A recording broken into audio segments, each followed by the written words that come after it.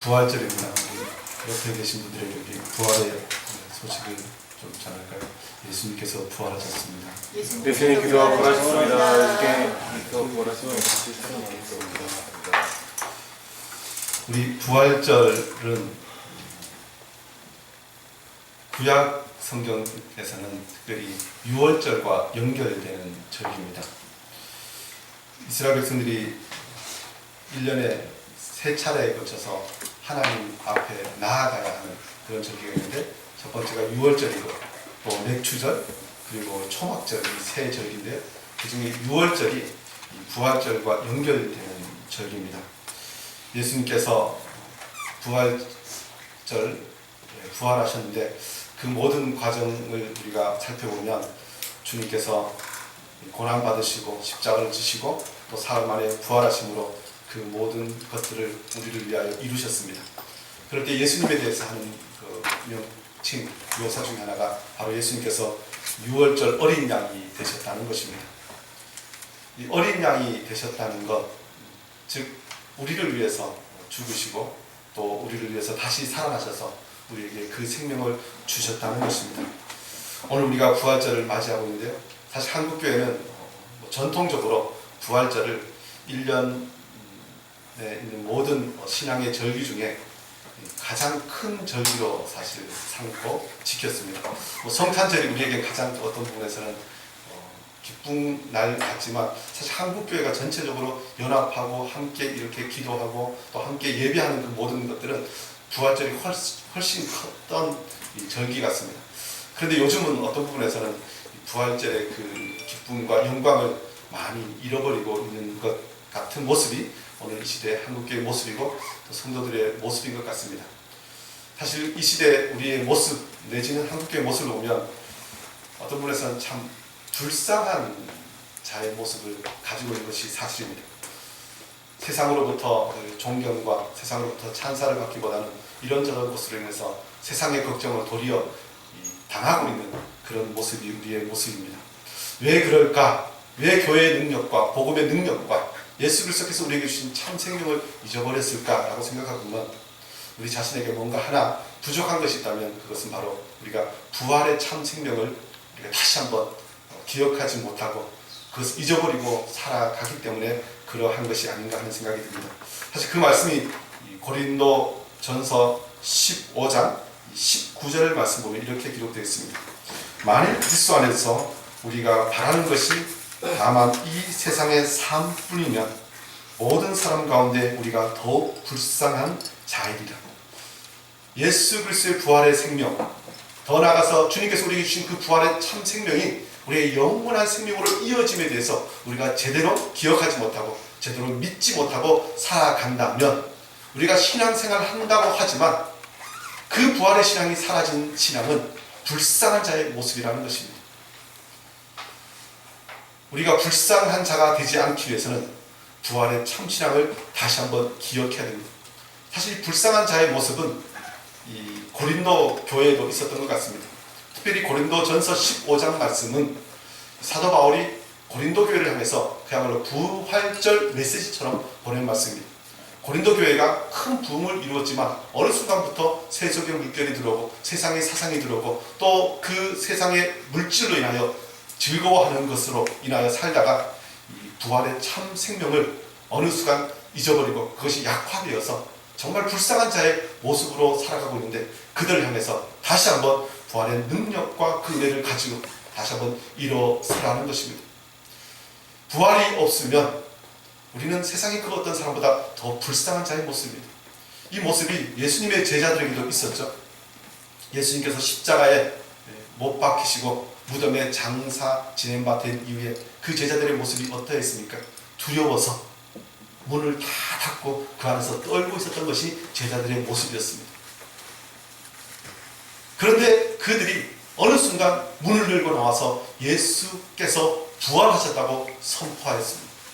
더 이상 불쌍한 자의 모습이 아니라 자랑하는 자의 모습이었다는 것입니다. 제자들이 예수 그리스도의 부활하심을 맛보고 그들이 담대히 예수 그리스도의 살아계신 역사를 선포하고 부활의 증인이 되었던 것처럼 저와 여러분이 다시 한번 부활의 소식을 듣고 부활의 능력을 소유하여서 세상을 향해 나아가 담대하게 주님의 영광을 자랑하는 복된 성도들 되기를 원합니다.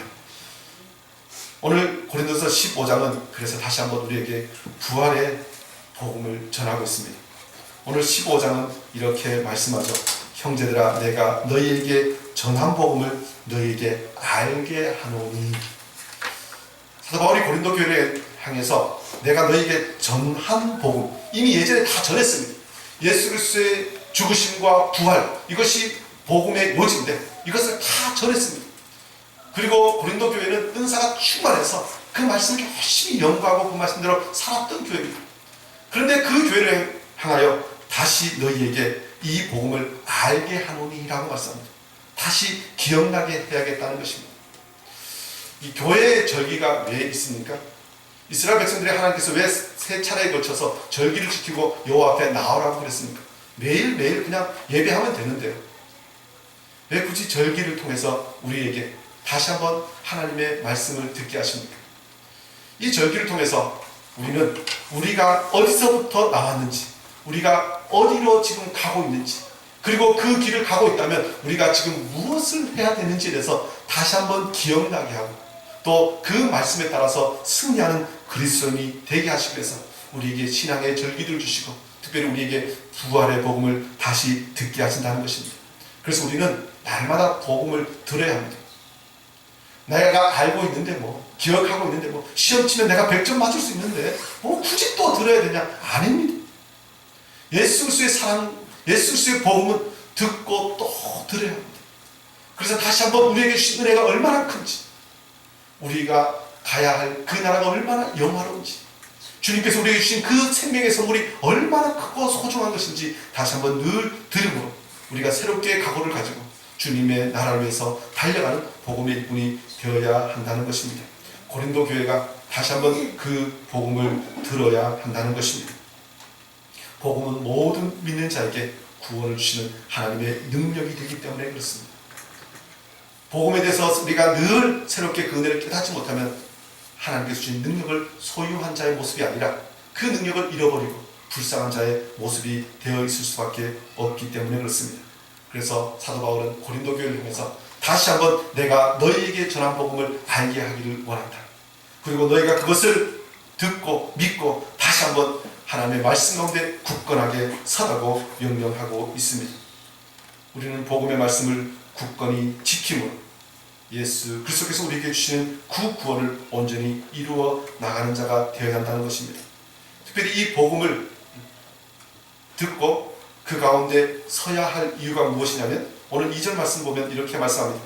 너희가 만일 내가 전한 그 말씀을 굳게 지키고 헛되이 믿지 아니하였으면 그로 말미암아 구원을 받으리라. 복음을 듣고 구원을 받는데 그 복음을 듣고 구원받은 그 복음이 어떤 것은 변질되어서 사람들이 헛된 믿음을 갖게 되는 지경까지 나아갈 수 있다는 것입니다. 믿는다고 하지만 제대로 믿지 않으면 헛된 믿음이 그 가운데 있게 되고 결국 구원으로 나아가지 못하고 그리고 마지막에 그 인생 다 살고 하나님 앞에 섰는데 그 인생이 하나님 앞에 칭찬받는 인생이 아니라 주님 앞에서 그야말로 가장 불쌍한 자의 모습으로 심판받는 인생이 될 것이기 때문에 우리가 믿는 믿음을 다시 굳건하게 바로 잡고 헛되이 믿는 믿음이 아니라 예수 그리스도의 피 묻은 복음에 바로 서서 온전한 구원에 나아가는 자가 되어야 한다는 것입니다. 특별히 헛되이 믿지 않기 위해서는 복음을 우리가 다시 한번 정리해야 합니다. 시간이 조금씩 지나면 사람들은 자기가 믿는 것에 대해서 하나씩 둘씩 더 합니다. 유대인들은, 이스라엘 백성들은 자기가 믿는 믿음, 말씀 위에다가 율법 위에다가 장로들의 전통, 자신들의 이런저런 규례들을 더함으로 결국은 예수님께서 오셨을 때 그들이 껍데기만 가지고 진정한 예수 그리스도의 그 피 묻은 복음을 받아들일 수 없는 지경까지 이르는 그런 거짓 신앙을 가진 자들이 됩니다. 그래서 우리가 헛되이 믿는 믿음이 무엇인가 다시 한번 점검해야 하는데 이 헛되이 믿는 자들은 어떤 사람들입니까? 보면요, 이 쓸데없는 것을 더함으로 결국 헛된 믿음 생활하는 사람들이 있습니다. 이 아론의 아들 나답과 아비후가 이 다른 불을 하나님께 드릴 때 불이 그 앞에서 나와서 그들을 삼켰다고 레위기가 말씀합니다. 또 어떤 사람들은 이 성경의 일부를 삭제하면서 우리가 믿는 그 복음을 변질시키는 자들이 있습니다. 요한계시록 22장 말씀 보면 이 두루마리 예언의 말씀을 모든 사람에게 증언하노니 만일 누구든지 이것들 외에 더하면 하나님이 이 두루마리에 기록된 재앙들을 그에게 더하실 것이요 만일 누구든지 이 두루마리의 예언의 말씀에서 제하여 버리면 하나님이 이 두루마리에 기록된 생명나무와 및 거룩한 성의 참여함을 제하여 버리시리라. 하나님 말씀을 복음을 그야말로 더하거나 빼면 그대로 헛된 믿음에 이르게 된다는 것입니다. 더 나아가서 이 헛된 믿음에 이르는 것은 무엇이냐면 이 말씀의 능력과 역사를 믿지 아니하는 경우입니다. 대표적인 것으로는 이 데살로니가전서 2장 13절 말씀 보면요, 이러므로 우리가 하나님께 끊임없이 감사하는 너희가 우리에게 들은 바 하나님의 말씀을 받을 때 사람의 말로 받지 아니하고 하나님의 말씀으로 받으니 진실로 그러하도다. 이 말씀이 또한 너희 믿는 자 가운데서 역사하느니라. 이 시대 왜 말씀이 역사하지 않고 이 시대 왜 생명의 역사가 일어나지 않는가 라고 보면 우리가 하나님의 말씀을 받을 때 그것을 하나님의 말씀을 받지 않고 사람의 말로 받기 때문에 그렇습니다. 사람의 말로 받으면 어떻게 됩니까? 그 사람보다 내가 조금 나은 것이 있으면 그 말씀을 온전히 따르지 않고 그냥 내 잣대로, 내 경험으로, 내 지식으로 그것을 변질시켜버립니다. 어떤 것은 내가 믿을 만하고 어떤 것은 내가 싫어하고 그냥 이 말씀을 자기 마음대로 재단해버립니다.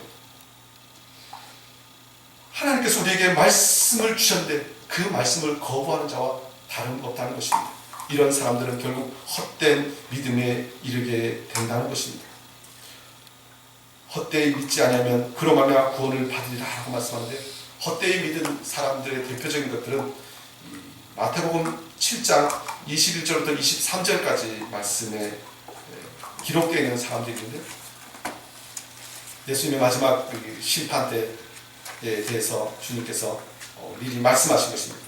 나더러 주여 주여 하는 자마다 다 천국에 들어갈 것이 아니요 다만 하늘에 계신 내 아버지의 뜻대로 행하는 자가 들어가리라.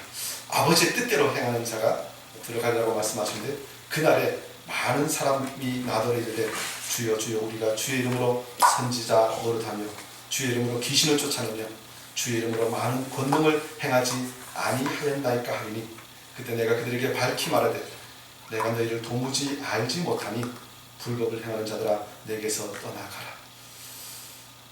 주님을 위해서 선지자 노릇하고 귀신을 쫓아내고 주의 이름으로 많은 권능을 행했는데 주님께서 내가 너희를 도무지 알지 못한다고 말씀합니다.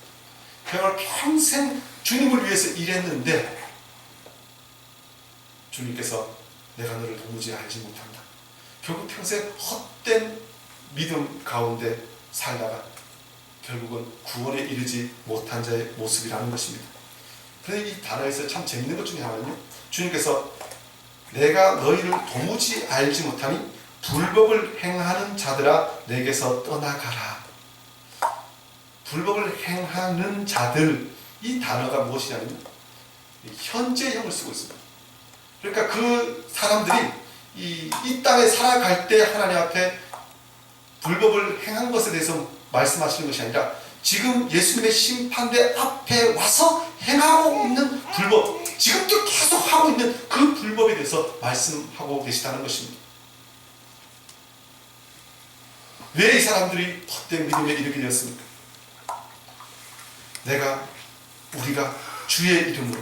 그런데 여기서 주어가 무엇이냐면요, 우리가, 내가.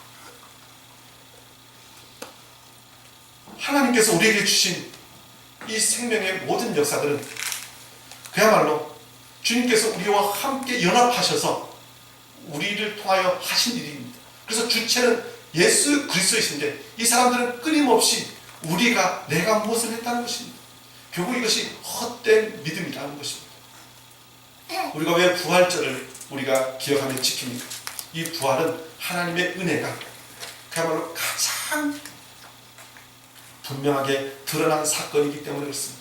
이것이 복음의 모든 것의 가장 중요한 핵심이기 때문에 그렇습니다. 그리고 이것은 그야말로 우리의 모든 연약함과 죄악을 주님께서 덮으시고 오직 하나님의 은혜로 우리에게 구원을 이루신 것을 온전히 보여주시는 사건이기 때문에 그렇습니다. 그러므로 저와 여러분이 다시 한번 이 부활절에 헛된 믿음이 아니라 진정한 생명에 이르는 믿음을 붙잡기를 원합니다. 그리고 이 시간 부활에 우리가 온전히 참여한다는 것은 그야말로 나는 죽고 예수 그리스도만 살아나는 것임을 다시 한번 기억하는 이 시간 되기를 원합니다. 그러면서 오늘 3절 말씀부터 보면 내가 받은 것을 먼저 너에게 전하였노니라고 말씀하시면서 복음의 요지에 대해서 다시 한번 정리합니다. 예수 그리스도의 죽으심과 부활의 의미에 대해서 다시 한번 우리에게 가르쳐 주고 있습니다. 우리가 복음의 증인들, 부활의 증인이 되어야 하는데 그 증인이 되기 위해서는 먼저 우리 한 사람 한 사람 각자 자신이 제대로 복음을 온전히 알고 부활의 능력을 소유해야 합니다. 오늘 사도 바울도 3절에 이렇게 말씀하죠. 내가 받은 것을 먼저 너희에게 전하였노니.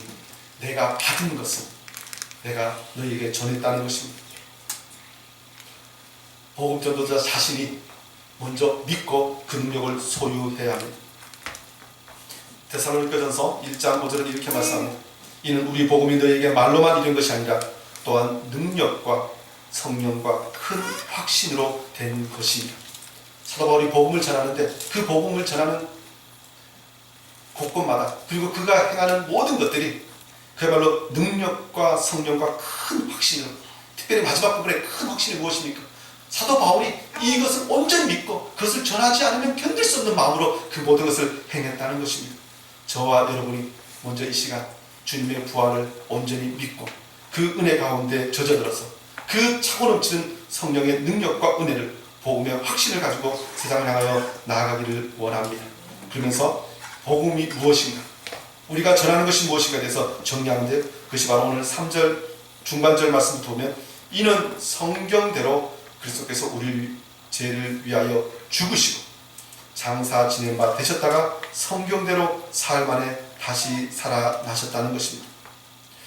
특별히 말씀드리면요, 이 3절 4절 말씀 전체가 우리가 복음이란 무엇인가에 대해서 이야기할 때 복음의 핵심입니다.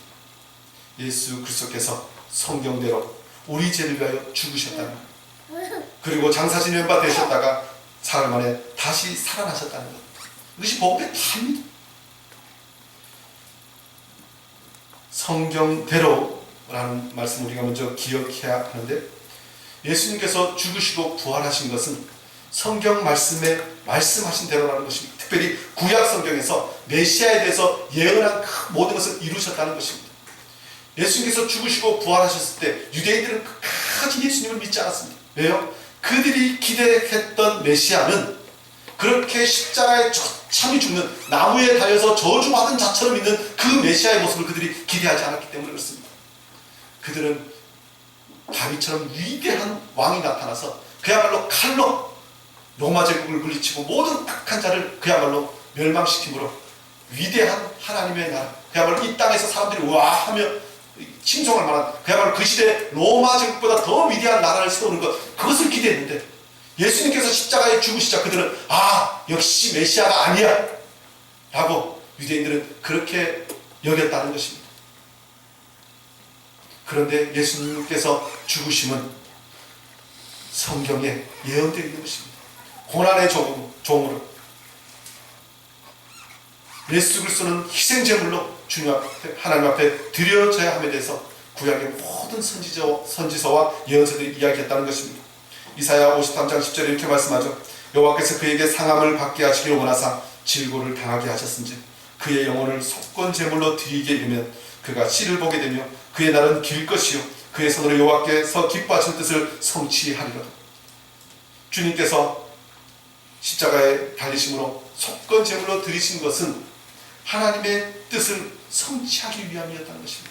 그 죽으심은 그야말로 메시아가 아닌 증거가 아니라 온전한 메시아이신 증표라는 것입니다.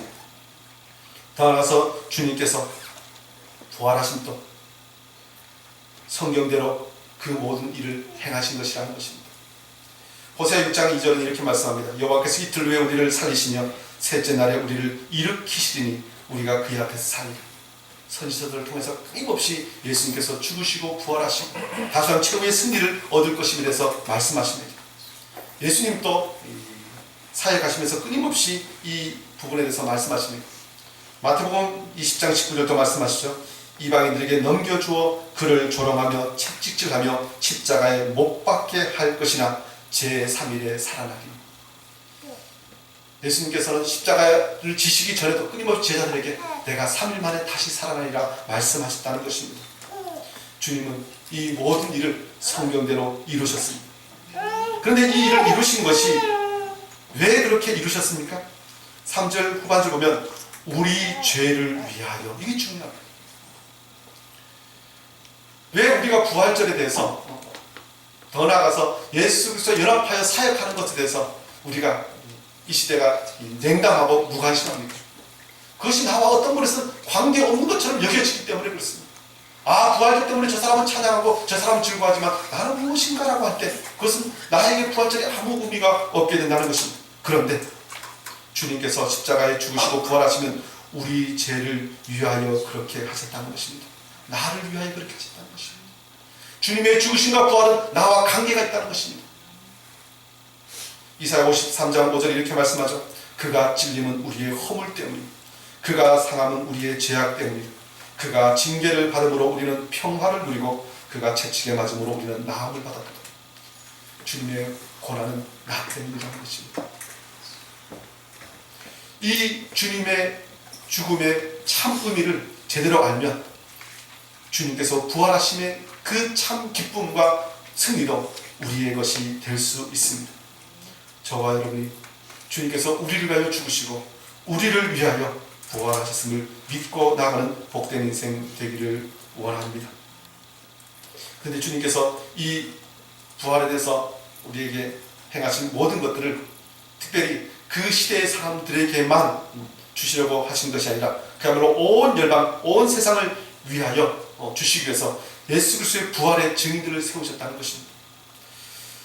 세상의 많은 불신자들은 예수 그리스도의 부활을 신화처럼 전설인 것처럼 끊임없이 그렇게 여기게 만들려고 애씁니다. 심지어 성경에도 유대인들은 예수님의 부활을 그것을 지키고 있는 군병들에게 돈을 주고 사서 뭐라 그러니까 제자들이 그 시체를 훔쳐갔다고 사람들에게 이야기하라고. 그래서 어떤 사람들은 예수님께서 부활하신 것을 믿지 않냐고, 그것은 그 당시에 제자들이 예수님의 시체를 훔쳐가서 부활했다고 이야기하는 것이기 때문에 믿지 말라고. 그렇게 이야기하는 것을 듣고 결국은 그냥 죽음에 이르는 많은 사람들이 있었을 것입니다. 이 시대도 그런 사람들이 많이 있습니다.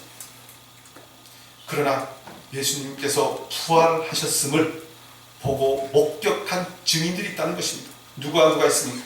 오늘 5절 말씀 보면요, 게바에게 보이시고 베드로가 보았습니다. 베드로가 예수님께서 부활하심을 보기 전에는 어땠습니까? 그가 예수님을 3번이나 부인했던 사람입니다. 그가 예수님이 부활하심을 제대로 믿지 못할 때는 야, 우리 고기 잡으러 가자 하던 사람이었습니다. 그런데 그가 변화해서 그가 3,000명, 5,000명에게 복음을 전하고 그들을 주님 앞에 돌아오게 하는데 쓰임받은 사람이 되었습니다. 그가 그렇게 변한 이유는 예수님의 부활하심 없이는 그야말로 설명할 수 없는 사건입니다. 뒤에 보면 12 제자에게 보이셨다는 것입니다.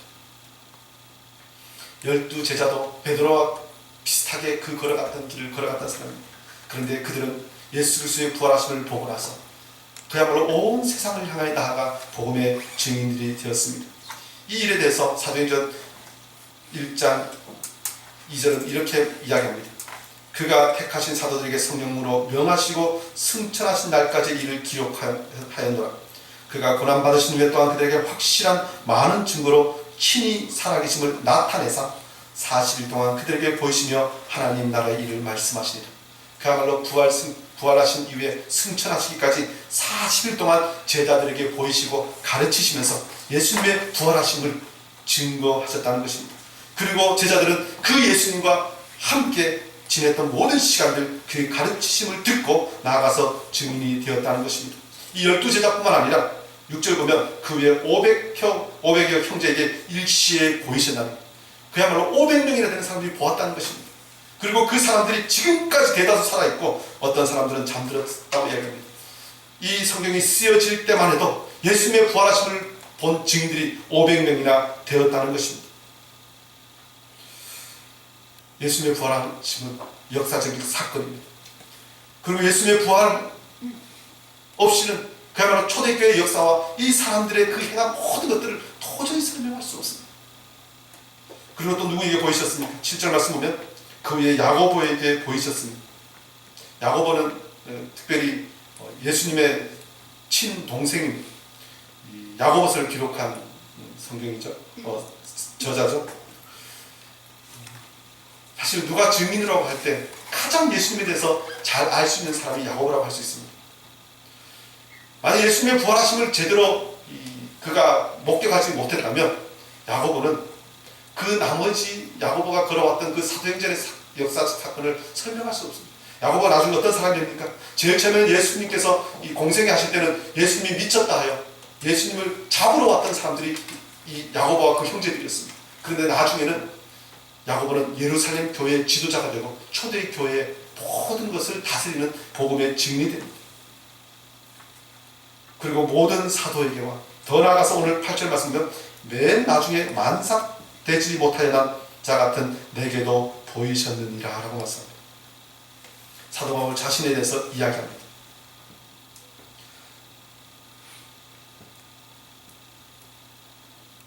만삭되지 못하여난 자 같은 자신에 대해서 9절 말씀 보면 나는 사도 중에 가장 작은 자라 나는 하나님의 교회를 박해하였으므로 사도라 칭함받기를 감당하지 못할 자니라. 자신이 얼마나 그야말로 악한 자인지 부족한 자인지 더 나아가서 하나님을 대적하였던 자인지 대해서 하나님의 교회를 박해하였던 자라는 표현을 씁니다. 지금 사도 바울은 자신의 인생의 사건을 통해서 다시 한번 예수님의 부활이 얼마나 확실한 것인지에 대해서 증언하는데요. 그가 누굽니까? 예수의 잔당들이 남아있는 것을 보고 도저히 참지 못해서 그들을 잔멸하려고 다메섹까지 쫓아갔던 사람입니다. 기세가 등등해서 사람들 이끌고 예수라는 이름만 들으면 잡아서 감옥에 가두려고 했던 사람이 지금 사도 바울 자신이었다는 것입니다. 그런데 그가 왜 바뀌었습니까? 어떻게 바뀌게 됐습니까? 그가 부활하신 주님을 만났기 때문에 그렇습니다. 다메섹 도상에서 사울아 사울아 말씀하시는 그 주님, 그런데 그 주님이 그저 음성으로만 아니 자기의 생각으로만이 아니라 그야말로 자신의 눈에 살아계시고 부활하신 예수 그리스도의 모습으로 그에게 오셨기 때문에 그는 돌이키지 않을 수 없었다는 것입니다. 예수 그리스도의 구주 되신 메시아 되심을 인정하지 않을 수 없다는 것입니다. 더 나아가서 하나님의 뜻이 무엇인지 그가 알게 되었다는 것입니다. 이 모든 것이 이루어진 일은 그야말로 예수 그리스도의 부활하심 때문에 그렇다는 것입니다. 이 증인들의 증거를 통해서 저와 여러분이 오늘 이 시간 예수 그리스도의 부활하심의 복음을 들었습니다. 그리고 우리도 그 부활에 동참하는 자가 되었다는 것입니다. 저와 여러분이 이 증인들의 증언을 듣고 예수 그리스도의 부활의 증인이 되어야 하는데 우리가 부활의 증인이 되기 위해서는 우리가 먼저 날마다 부활하신 예수 그리스도 생명의 주를 날마다 만나고 확인해야 됩니다. 내가 부활하신 주님을 제대로 만나지 못했을 때 어떻게 절할 수 있겠습니까? 그래서 사도 바울은 9절부터 11절까지 말씀에 자신이 그렇게 부활의 주님을 만난 이후에 어떻게 변했는지에 대해서 이야기합니다. 특별히 그 부활의 주님을 만난 이후에 자신은 부활의 증인으로 이제 나의 남은 생을 살았고 그렇게 앞으로도 살아갈 것이라고 이야기합니다. 저와 여러분이 예수 그리스도의 부활하심을 제대로 믿고 또 그것을 제대로 누렸다면 제대로 체험했다면 부활의 증인이 되어야 한다는 것입니다. 나는 사도 중에 가장 작은 자라 나는 하나님의 교회를 박해하였으므로 사도라 칭함받기를 감당하지 못할 자니라. 사실 이 부분은요 사도 바울이 자신이 그동안 예수 그리스도의 대적자로 살았다는 것에 대해서 이야기하지만 우리 모든 인생이 예수 그리스도 없이는 결국 하나님을 거역하고 하나님과 거리가 멀어지고 결국은 하나님을 대적하다가 죽게 되는 그런 처지에 들어가는 자임에 대해서 다시 한번 우리를 기억나게 합니다. 허물과 죄로 죽을 수밖에 없는 인생, 그 인생에게 주님께서 찾아오셨다는 것입니다. 에베소 2장 5절 6절은 이것을 이렇게 말씀합니다. 허물로 죽은 우리를 그리스도와 함께 살리셨고 너희는 은혜로 구원을 받은 것이라 또 함께 일으키사 그리스도 예수 안에서 함께 하늘에 앉히시니 라고 말씀합니다. 저와 여러분이 부활의 그 생명을 소유할 자격 없는 자지만 영원한 사망에 이를 수밖에 없는 자지만 주님께서 그리스도와 함께 우리를 살리셨다는 것입니다. 우리가 이 은혜를 기억해야 합니다. 우리의 공로는 아무것도 없습니다. 오직 예수 그리스도의 은혜만이 우리에게 참 소망이 되는 것입니다. 우리가 만약에 우리의 힘으로 우리의 어떤 능력으로 할 수 있을 것 같으면 그야말로 하나님께서 이 땅에 사람의 몸을 입고 내려오지 않으셨을 것입니다. 이 은혜가 유월절과 연결되는 것은 이스라엘 백성들이 애굽에서 종살이 했습니다. 그 세상이 얼마나 강팍합니까? 하나님께서 그야말로 9번째까지 재앙을 내리심에도 불구하고 애굽 왕 바로를 비롯해서 애굽 사람들을 끊임없이 강팍함으로 이스라엘 백성들을 그야말로 더 박했습니다. 더 괴롭게 했습니다. 이스라엘 백성들이 결국은 10번째 재앙 전까지는 차라리 왜 우리를 이렇게 괴롭히느냐, 그냥 애굽에서 그냥 살았으면 좋겠다고 여길 정도까지 끊임없이 세상은 강팍하게 그렇게 이스라엘 백성들 전체를 죽음 같은 고통으로 몰아넣었습니다. 그런데 10번째 재앙이 어떤 재앙입니까?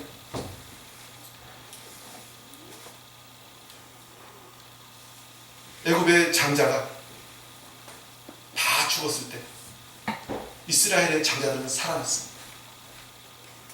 그 살아난 이유가 문설주에 양의 피를 바른 집은 장자는 살았고 그 피를 바르지 아니한 데는 다 죽었습니다. 다른 것은 다 죽음으로 통곡이 있는데 이스라엘 사람들의 집에는 그야말로 생명이 있었다는 것입니다. 이것은 단순히 이스라엘 백성뿐만 아니라 하나님을 대적하는 자들은 다 죽음에 이르게 된다는 것을 우리에게 보여줍니다. 그렇지만 예수 그리스도의 보혈의 공로를 의지하는 자에게는 이 죽음과 사망과 공포가 기쁨과 감사와 은혜의 자리로 나아가게 된다는 것을 우리에게 보여주고 있다는 것입니다. 저와 여러분이 이 은혜로 구원받은 자입니다. 더 나아가서 오늘 10절 말씀부터 보면요, 그러나 내가 나 된 것은 하나님의 은혜로 된 것이니, 예수 그리스도 안에서 구원받은 것뿐만 아니라 우리가 행한 모든 것들이 하나님의 은혜로 된 것이라는 것입니다. 내게 주신 그의 은혜가 헛되지 아니하여 내가 모든 사도보다 더 많이 수고하였으나 내가 한 것이 아니요 오직 나와 함께 하신 하나님의 은혜로다. 은혜. 결국 십자가는, 부활은 은혜입니다. 이것이 은혜인지 알지 못하면 헛된 믿음에 이르게 됩니다. 아까 마태복음 10장에 등장하던 사람들이 있었죠. 내가 선지자 노릇하며 능력을 행하는 사람들, 내가 행한 것이라고 이야기하던 자들, 그것이 잘못되었음에 대해서 사도 바울은 자신의 예를 들어서 이렇게 얘기합니다. 내가 모든 사도보다 더 많이 수고했으나 내가 한 것이 아니오. 오늘 이 시대 한국교회가 어떤 것은 병들고 우리가 그리스도인의 능력과 그 영광과 그 은혜를 드러내지 못하는 것은 언제부터인가 내가 한 것처럼 여기기 때문에 그렇습니다. 사람을 자랑하기 시작하고 조직을 자랑하기 시작하고 내 공로를 드러내기 시작하기 때문에 그 사람은 헛된 믿음에 이르게 됩니다. 부활의 능력을 소유하지 못한 자는 그렇게 자신을 자랑하다가 결국 멸망하게 된다는 것입니다. 그런데 부활의 능력을 소유한 사도 바울은 내가 한 것이 아니라는 것입니다. 이제 나는 옛사람은 죽고 내 안에 예수 그리스도의 새 생명이 살고 있는 부활의 새 생명이 되었기 때문에 이제 나는 예수 그리스도만 자랑하고 하나님의 은혜만 찬양하는 자가 된다는 것입니다. 에베소 3장 7절에 이렇게 말씀합니다. 이 복음을 위하여 그의 능력이 역사하는 대로 내게 주신 하나님의 은혜의 선물을 따라 내가 일꾼이 되었노라. 결국 하나님의 일꾼은 하나님의 은혜를 따라서 그 모든 일을 행하는 자가 되어야 한다는 것입니다. 이것이 가능한 이유는 예수 그리스도의 복음을 참되게 알고 참되게 믿고 그대로 살아갈 때 그 능력이 우리 가운데 임하게 된다는 것입니다. 그것은 바로 십자가의 죽으심과 부활의 복음이라는 것입니다. 저와 여러분이 이 복음을 믿고 주님께서 주신 은혜가 얼마나 큰지 날마다 기억하면서 그 은혜를 찬양하는 복된 인생 되기를 원합니다. 그것을 제대로 알 때 우리는 결국 어떻게 살아가게 됩니까? 오늘 11절 말씀 이렇게 말씀합니다. 그러므로 나나 그들이나 이같이 전파하며 너희여 이같이 믿었느니라. 예수 그리스도의 부활의 소식을 들은 사람, 그것을 알고 있는 사람은 정하지 않고는 견딜 수 없다는 것입니다. 세상이 갖고 있지 못한 소식을 가지고 있는 사람은 입을 열어서 말하지 않을 수 없다는 것입니다. 부활의 능력이 얼마나 큰지, 우리에게 주신 은혜가 얼마나 놀라운지 아는 사람은 잠자코 있을 수가 없다는 것입니다. 그래서 사도 바울은 전파했다는 것입니다. 이것이 복음입니다. 날마다 들어도 복된 소식, 기쁜 소식, 그리고 능력의 소식이라는 것입니다. 그리고 그것을 전할 때 성령의 역사하심으로 그것을 믿고 나아오는 자는 구원에 이르게 된다는 것입니다. 저와 여러분이 참된 부활의 복음을 믿고 또 그것을 증가하는 참된 예수 그리스도의 제자가 되기를 원합니다. 이것은 우리 자신이 먼저 누려야 할 것이고 또 더 나아가서 아직도 복음을 듣지 못하고 생명 가운데 살지 못한 자들에게 전해야 될 줄 믿습니다. 특별히 에베소 3장 8절은 우리가 누구에게 전해야 될 것인가에 대해서 이렇게 말씀합니다.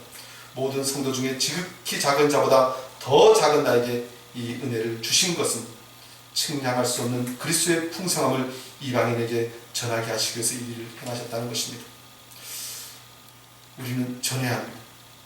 우리 이웃에게, 어떤 이방인들에게 먼 열방에까지 나가서 복음을 전해야 합니다.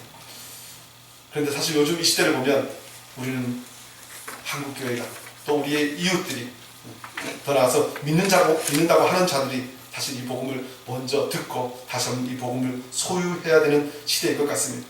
그러므로 저와 여러분이 이 복음을 듣고 이 복음에 합당하게 살고 또 이것을 전함으로 주의 뜻을 이루기를 원합니다. 그러면서요, 오늘 고린도서 15장 전체가 그야말로 고린도 교회를 향한 사도 바울의 부활절 메시지라고 말씀드렸는데 그 마지막을 어떻게 마무리하고 있냐면요, 고린도서 15장 58절에 이렇게 마무리합니다. 그러므로 내 사랑하는 형제들아, 견실하며 흔들리지 말고 항상 주의 일에 더욱 힘쓰는 자들이다. 이는 너희 수고가 주 안에서 헛되지 않은 줄 아니라. 부활의 소망을 가지고 있는 자의 삶은 결코 헛되지 않습니다. 그 일을 위해서는 흔들리지 말고 더욱 주의 일에 힘쓰는 자들이 되어야 한다는 것입니다. 주님께서 우리를 위하여 죽으시고 부활하심을 믿고 이 말씀대로 온전히 살아가므로 우리와 함께 하시는 복음의 능력을 소유하고 세상 가운데 보여주는 복된 부활의 증인들 되시기를 주의 이름으로 축원합니다. 기도하겠습니다.